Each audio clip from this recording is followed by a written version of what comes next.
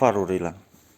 Ce nu am știut eu și am aflat după aceea, farurile acestea vin cu cornering, cu Big Xenon, cu auto leveling, cu tot ce se poate la niște faruri de pe modelul acesta. Am văzut eroarea în bord, mi-a zis și mecanicul de ea. Corneringul nu merge din cauza că motorașul s-a ars de la cornering.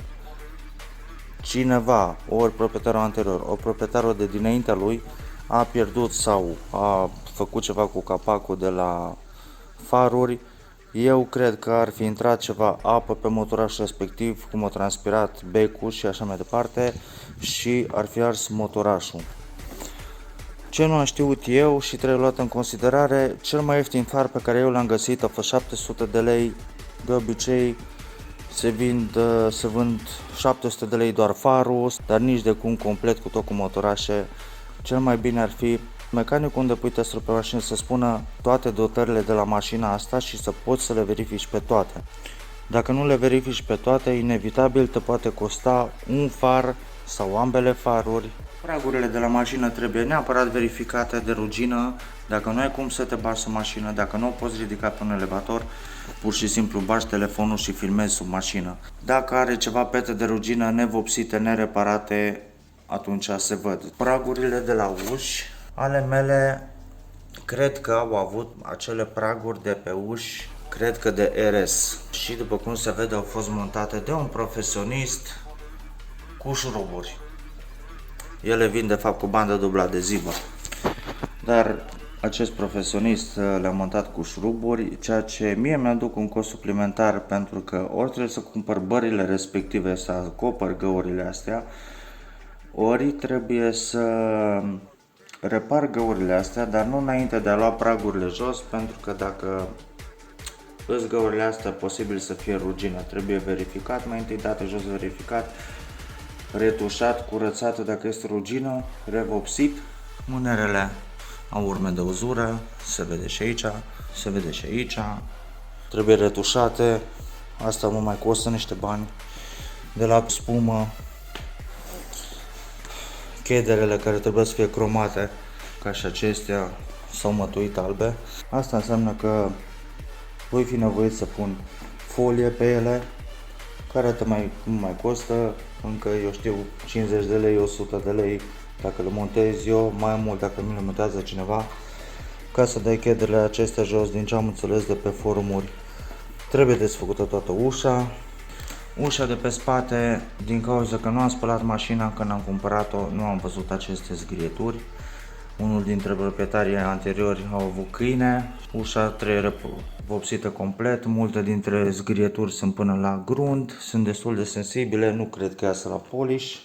Eu am avut stopurile acestea pe mașină. Vin cu becuri de poziție, LED-uri sus pe frână, becuri pe mașalier și semnalizare, pe celălalt bec am avut ceață și semnalizare, avea un singur bec pentru mașalier, un singur bec pentru ceață. Un stop din acesta am găsit unul exact în starea în care este acesta, adică praf, cu 250-300 de lei. Degeaba îl polișez pentru că sunt crăpături. De la prea mult stat în soare, îngheți, dezgheți, apă, aici este fisurat, nu avea rost să-i mai fac un polish. Eu am găsit alte stopuri, aceste aftermarket m-au costat 200 de lei, ambele, totuși e mai bine decât 400 de lei unul singur de la dezmembrări. Poate pe viitor, când o să vând mașina, poate între timp mai găsesc un stop cum e acela și voi cumpăra altele. În portbagaj nu avem nimic mai scofală decât sistem audio Bose, DVD writer-ul de la navigație și nu știu ce ăla. Și cârligul de remorcare, evident. Aici va fi trusa de scule, cheia de roți, cârligul de remorcare.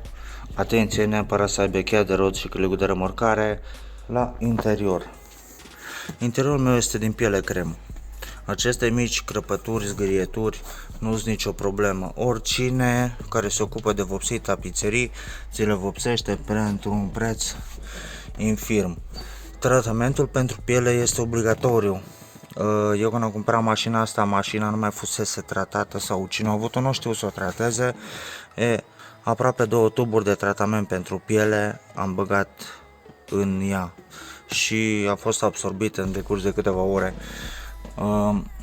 Imediat după ce am băgat acel tratament, pielea s-a muiat, din crăpături au dispărut foarte multe. Eu zic că un tratament pentru piele și pentru zgrieturile sau crăpăturile mai intense se pot revopsi. Cu ocazia aceasta nici cusăturile nu o să mai fie așa de vizibile. Am avut probleme la interior cu scrumierele. Deși nu au fost folosite, au fost distruse. Nu mai funcționau ceva de genul ăsta. A trebuit să-mi cumpăr altele. Cel mai ieftine care le-am găsit au fost pe culoarea asta, dar nu e o problemă pentru că le revopsesc. Toate butoanele de la geamuri au avut probleme. A fost și cu scrumierea aceasta, după cum vedeți acum funcționează perfect. O voi vopsi și pe aceasta. Acesta este al doilea buton cu probleme. Marginile acestea de plastic, pe unele porțiuni au această vopsea luată. Cineva mi-a zis că cu apă fiartă sau apă foarte caldă se pot spăla ca să luăm porțiunea asta de cauciuc jos și va rămâne această culoare. La fel, probleme am avut și aici cu acest buton și la fel și aici. Aici se mai vede mai bine diferența între culori. Sincer, mie nu prea place culoarea aceea. Scaunul de la pasager. Acest scaun trebuie retapizat aproape complet. După cum puteți vedea, alte zgrieturi, crăpături de fapt. Cotiera este toată distrusă. Cotiera, dacă nu mă înșel, pe EMAG este 150 de lei. Nu are butonul acela de închidere, care mai este încă vreo 50 de lei. Scaunul de la șofer, la fel. Acea bucată a trebuit schimbată pentru că a fost ruptă și am dus la un tapițer de mi-o schimbat-o, inclusiv suportul lombar de pe partea cu ușa de la șofer, la fel. Un retapizat la ambele scaune cu aceeași piele care a fost folosită aici, te duce undeva la 2000 de lei, cu aceeași calitate de piele, să țineți minte, cu o piele ecologică, toate scaunele, inclusiv bancheta din spate va fi la Deva. Am găsit pe cineva care mi le-ar face cu 900 de lei. Cutiera deja am comandat-o, trebuie să-mi vină. Am comandat-o din China, de pe AliExpress, și capacul de la cutieră și butonul au fost 50 de lei. Am să postez un videoclip să văd ce calitate este, în ce stare ajung. Sper să fie ok, în poze arată foarte bine, a fost transportul gratuit. Trebuie să țineți minte faptul că absolut toate butoanele care le aveți la mașina asta trebuie apăsate ca să vedeți sigur dacă funcționează. Butoanele acesta și cu acesta au fost șterse din cauza că de la brăduleția aceea cu soluție mirositoare a picurat pe ele și de la soare se șterg. Toate butoanele de pe mașină, cele de geamuri, astea două și cu cel de la alumini, m-au costat undeva la 600 de lei. Este o cheltuială în plus pe care trebuie să o luați în considerare. Sfatul meu este să căutați o mașină bună din punct de vedere mecanic, motor, cutie, electric, când puneți testerul pe ea să aibă cât mai puține erori sau dacă se poate nicio eroare. Să dați cât mai puțin bani pe ea, să o verificați pe dedesubt, poate tot la același mecanic, să vedeți de rugină și dacă nu are rugină, să o cumpărați la un preț cât mai mic posibil. Acum eu am dat 4000 de euro pe această mașină. N-a fost mult, a venit cu jantele originale, eu i-am schimbat jantele, le-am avut de la mașina anterioară. Cum ziceam, 4000 de euro pentru această mașină nu-i mult, având în vedere că oricum și dacă dați 5000 și 6000 și 7000, oricum o să trebuiască să mai faceți alte investiții, eu știu. Ceva trebuie schimbat, vedeți după aceea ceva, nu are rost să vă hazardați să dați 7-8.000 de euro pe mașină ca să mai trebuiască să mai băgați 2-3.000 în ea. Mai bine dați pe mașină un 4-5.000 și mai băgați 2.000 de euro în ea și peste câțiva ani când o vindeți, ea va fi în stare impecabilă, oricum peste, eu știu, 5 ani de zile, să vă dau un exemplu, nimeni nu vă va mai da 7.000 de euro pe ea. E clar că o să o vindeți tot cu 3.000, cu 4.000, cu prețurile cu care se vinde atunci. Tocmai de asta luați-o cât mai ieftin posibil, orientați-vă în așa fel încât să băgați cât mai puțin bani în ea, dar să fie într-o stare foarte bună și la vânzare să aveți pierderea cât mai mică. Acesta a fost videoul cu câteva sfaturi prietenești de la necunoscători, să zic așa, pentru necunoscători. Eu nu pot să mă dau un expert, nu sunt mecanic expert, nu sunt expert nimic în ceea ce privește mașina. Eu v-am dat sfaturi din problemele pe care eu le-am întâlnit, costuri pe care și eu la rândul meu le-am primit. Aici este vorba de Deva, nu de București, nu de Sibiu, nu de Cluj.